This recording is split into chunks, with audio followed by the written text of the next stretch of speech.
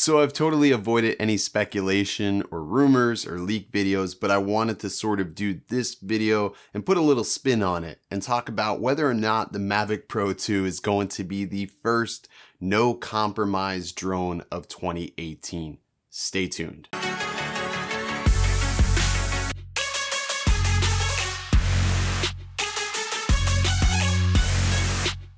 What's up, everybody? Welcome back to Phones, Drones, and Tech. I'm Original Dobo, and if you're new here, consider hitting the subscribe button just down there somewhere so you don't miss any future videos just like this.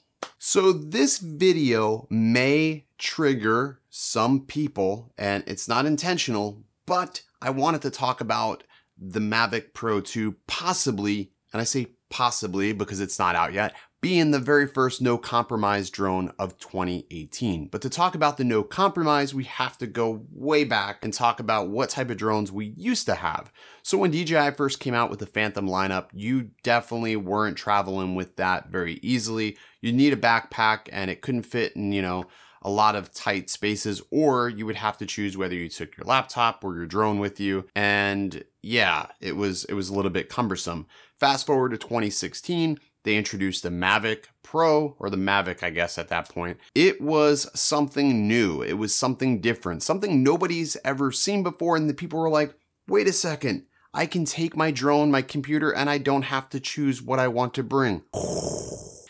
It was an amazing concept, and it was a concept so popular, it probably made this DJI's best-selling drone to date. And I'd say that just because I really don't have the analytical data on that.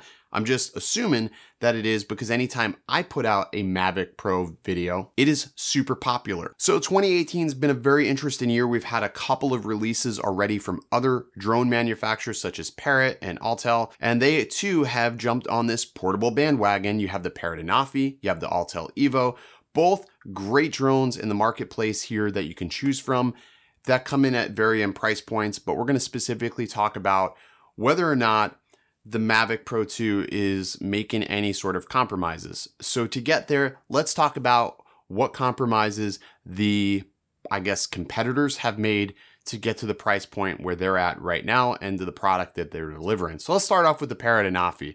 So the Anafi is a very small portable drone. It's really fantastic, really, and I ragged on it pretty hard when it first came out because of some software issues, and honestly, I will forgive it for that, and I will come back to that drone later on this year once it's had some time to do some updates. But the Parrot made several, compromises to get to its price point.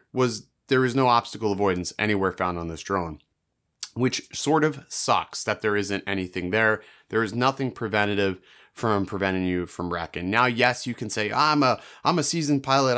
I never used obstacle avoidance, but there's a vast majority of people that still like to use it and still like to know that it's there for one reason or another. Number two is they compromised on battery life. They made the drone so small, so light, and yeah, it can fly up to 20 minutes, and which is better than technically the Mavic Air, but I think battery life was a compromise that they made. Number three, they compromised on the fact that yes, they chose zoom over the 1-inch sensor. We could have had both, but we didn't, and we don't. And I think that was a compromise that didn't really need to be made. I really think, and I've said it didn't matter before, and I actually made a video on 1-inch sensors, but I think at this point we need to future-proof our drones, and a 1-inch sensor would have been future-proof. The last portion here, and there's really 4 compromises they made, and that is the transmission quality. They chose Wi-Fi, and I don't know why they did this, and I wish they didn't because it did cause some issues, at least in my experience. Your mileage may vary, but at least in my experience, the compromise to choose Wi-Fi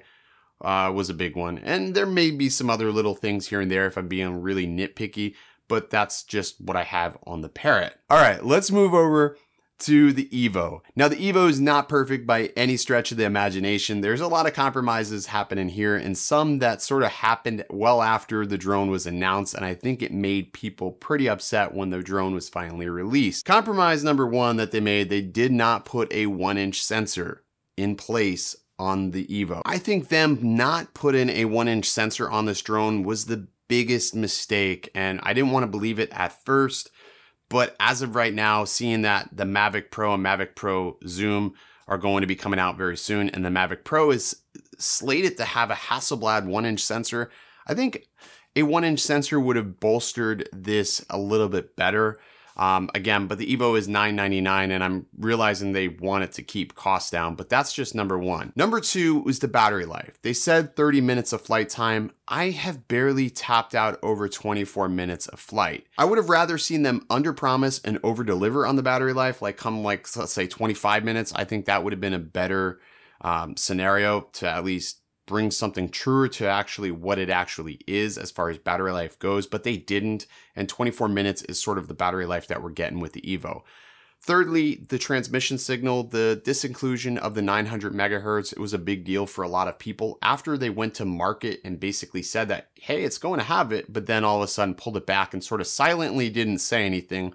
I think was a big deal for a lot of people. Another compromise they made is that they're not really supporting iOS very well. We're still today waiting on the iOS application. There was also no iOS cable included in this. Now, this is something that I did find out when I was at IWCE back in March, that they weren't going to include an iOS cable, but I think that's sort of a smack in the face for anybody who has an iOS device. Now, the Evo is still a fantastic drone and it flies really well. And it does take amazing images, even though we're not dealing with a 1-inch sensor. But I think like when I started thinking about, I was contemplating buying an Inspire because I really want the best possible image that I can get out of my drone. And I thought to myself, well, even there, I'm compromising. When I was traveling up to Philly, I can just slide my drone under my front seat and my gear was always in front of me. I never let it out of my sight. If I buy a drone that is too large to keep on the plane, well, now I have to run the risk of, is it going to get damaged? Is it going to make it to its destination? And that's not really a compromise that I want to have when I'm traveling. I'm stressed out enough traveling, and then to throw that into the mix would just freak me out. So here we are with the Mavic Pro 2, and they're releasing potentially two drones. You have the Zoom version, and then you'll have the Pro version, which will feature the Hasselblad camera. You're going to have 360 degrees of obstacle avoidance, which is amazing. And then you're going to have 45 miles per hour flight speed plus 31 minutes of flight time, which would make it DJI's longest flying drone to date. Whew, that was a mouthful. All this sounds amazing, but I just need to know when, because I really want to purchase this drone at this point. Like, I want to purchase it today. Pricing wise, yes, you're going to be much more expensive than the Anafi and the Evo. So that's something that you're going to have to really keep in mind. And once it's fully official, fully out and fully available, I'm going to sort of put up a spreadsheet of price to performance ratio, which I think is important. You do this when you talk about processors on computers. We look at price to performance, whether or not it's worth going to an i7 over an i5, depending on what you're doing. And I think the same is going to apply here. Obviously, we're expected to see the Zooms run about $999, and I really can't see the Pro version topping out over $1,300, but I honestly, with the name Hasselblad, I wouldn't be surprised with a price tag of $1,399. That would seem high, but with Hasselblad being a premium camera manufacturer, I can totally see that happening. Again, this is all speculations. Things are always subject to change as we go through, but let me know what you guys think. Do you think the Mavic Pro 2 is going to be the first no compromise drone? It's portable, it's got great fly time, it's going to have a 1-inch sensor, and we should be able to see 60 FPS and 4K. And who knows, maybe there will be some other surprises that DJI includes just to sort of They sure do, and there it is. What an impact! Drop the bows on the competition. Let me know in the comments section below. If you enjoyed this style of video, make sure you give it a thumbs up. If you didn't, that other button tends to work just fine. And I will catch you in the next one. Stay original.